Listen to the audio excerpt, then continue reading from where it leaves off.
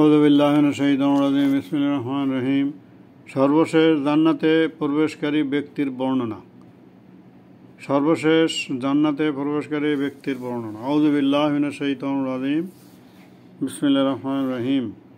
আব্দুল্লাহ ইবনে মাসউদ রাদিয়াল্লাহু তাআলা আনহু থেকে বর্ণিত, নবী করিম সাল্লাল্লাহু আলাইহি সাল্লাম বলেন, সর্বশেষ যে লোকটি জাহান্নাম থেকে বের হবে এবং সর্বশেষ ব্যক্তি হিসেবে জান্নাতে প্রবেশ করবে তার সম্পর্কে আমি জানি। সে ব্যক্তি হামাগুড়ি দেয়া অবস্থায় জাহান্নাম থেকে বের হবে। আল্লাহ তাকে বলবেন, যাও, জান্নাতে প্রবেশ করো। তখন সে জান্নাতের কাছে আসবে, কিন্তু তার ধারণা হবে যে জান্নাত ইতোমধ্যে পরিপূর্ণ হয়ে গেছে।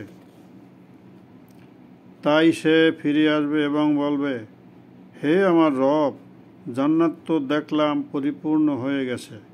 আল্লাহ তাকে পুনরায় বলবেন, যাও, জান্নাতে প্রবেশ করো। তখন সে আবার জান্নাতের কাছে আসবে।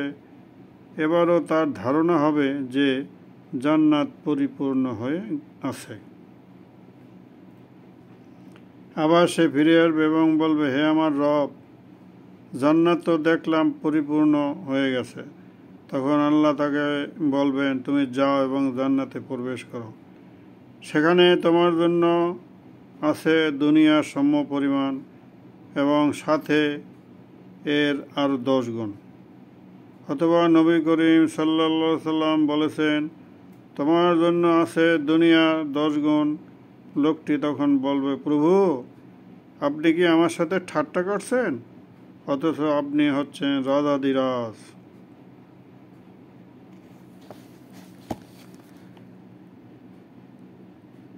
আমি তখন দেখলাম যে রাসূলুল্লাহ সাল্লাল্লাহু আলাইহি সাল্লাম হাসছেন আর তার মাড়ির দাঁতগুলো দেখা যাচ্ছে এবং তিনি বলছিলেন, এটা হলো জান্নাতীদের সর্বনিম্ন অবস্থা। হাদিসটি বুখারী শরীফের 6571 নম্বর, মুসলিম শরীফের হাদিস নম্বর 186, তিরমিজি শরীফের হাদিস নম্বর 2595, ইবনে মাজাহ শরীফের হাদিস নম্বর 4339 নম্বর।